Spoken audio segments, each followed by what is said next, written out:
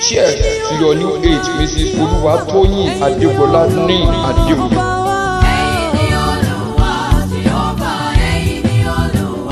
Ó yá o gbogbo ẹ̀yin ènìyàn pátá, ẹ jẹ́ ká túyáyá, ẹ jẹ́ ká túyàyà, ẹ jẹ́ ká lọ gbó ṣẹ̀kẹ̀rẹ̀ dùnú fọ́mọ lọ́jọ́ bí òníjó. Màmá wa onínúure ọlọ́kànre, màmá wa Olúwatóyìn ọmọ Adéoyè ayaba Adégbọlá. Ẹ kú ọdún, ẹ kú ìyèdún lágbára Elédùmarè, ọmọ aráyé ò ní fèrè yín ṣàpélé. Ẹ ti sọdún èyí náà, ẹ̀mí yín ó sọ̀pọ̀lọpọ̀ rẹ̀ lórí òkè pẹ̀. Ọ̀pọ̀ ènìyàn lájọ bí yín nígbà kan náà tí wọn ò sí láyé mọ́, a kò fi yọ̀ wọ́n ṣùgbọ́n a fi ń gbórúkọ Olódùmarè ga ni.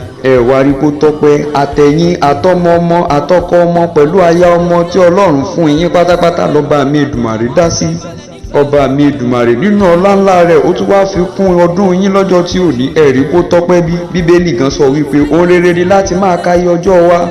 Ó wá gbà ládùúrà ìpé bẹ́ẹ̀ ti ṣe tòní, ẹ ó sọ̀pọ̀lọpọ̀ ọdún, igba ọdún 1 minute ní níwájú Olódùmarè. Màmá wa Olúwatóyìn ọmọ Adéoyè ayaba Adégbọlá, ṣèbí ẹ̀yin lọmọ wọn lábẹ́ òkúta, ẹ̀yin lọmọ Ẹ̀gbá, ọmọ Lísàbí, ọmọ agbòǹgbò àkàlà, ọmọ eníjogún ọlá, ọmọ òsílẹ̀kùn palẹ̀kùn dé, àrídìí òkun lójú ogun. Kò sí ohun tó ń ṣe nílùú Mẹ́kà tí wọn kì í ṣe lẹ́gbàá lákè tiyín. Wọ́n ń gòkè àràfá ní Mẹ́kà, ẹ̀yin gòkè Olúmọ lẹ́gbàá lákè tiyín. Ayaba Adégbọlá igba ọdún kan ni. Kí tẹrú tọmọ kọ́ máa fẹ́ tẹni kọ́ máa gbé ní gẹ̀gẹ̀ wà láìṣẹ́ kékeré kọ́. Màmá wa Olúwatóyìn jẹ́ onínúure ọlọ́kànre, ẹni tó fa gbogbo tọmọdé tàgbà mọ́ra. Irú yín ṣọ̀wọ́n láwùjọ màmá àdúrà. Ẹ wá máa gbọ́, òkè òkè lẹ́yẹ ń fọhùn, òkè òkè náà lẹ́ọ̀ máa lọ, ẹ ò ní wálẹ̀ lágbára láwùrábì. Àṣeyí ṣàmọ́dún o màmá wa onínúure Olúwatóyìn ọmọ Adéoyè ayaba Adégbọlá. Lágbára Ọlọ́run ọba àbí ẹ ò ní fèyí ṣàṣemọ́ láṣẹ Èdùmàrè. Tòótọ́ bá wá ní pé ta lẹni tó ń kọrin ewì sí yín létí látẹ̀kan, ẹ jẹ́ kó yé wọn wípé èmi ní àmì Ọlọ́run Àrẹ̀mú ìlú Ilé-Ifẹ̀ nílùú àwọn bàbá tó bí mi lọ́mọ. Àwa lọmọ Ifẹ̀ Òòyè, níbi ojúmọ́ tí ń gbé mọ́ wáyé, wọn kì í dúró kí wa nífẹ̀ẹ́ Ọọ̀ni, bẹ́ẹ̀ sì ni wọn kì í bẹ̀rẹ̀ kí wa nífẹ̀ẹ́ Òòyè. Ẹ ń bá dárú rẹ̀ wò lásà ẹ bọ́ra àbọ̀ lásán ni. Tó ó dàbọ̀. Mo rẹ́gẹ́ mi tó ń ṣalẹ̀ lákìtàn,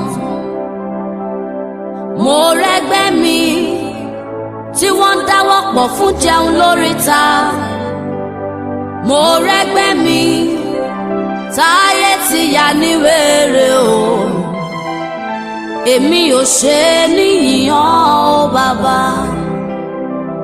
Àìkàìmọye ẹgbẹ́ mi tí wọn ò lè dá ṣohunkóhun fúnra wọn, èmi tó fún lójú fún lọ́wọ́ fún ní gbogbo ẹ̀yà ara gbogbo rẹ̀ ṣá ni mo wá dúpẹ́ fún. Ọmọ òkú mọ́ mi lọ́wọ́, ọkọ òkú mọ́ mi lórí, mo wà lálàáfíà o, èmi ò ṣe níyìyàn bàbá. Mo ro àròjinlẹ̀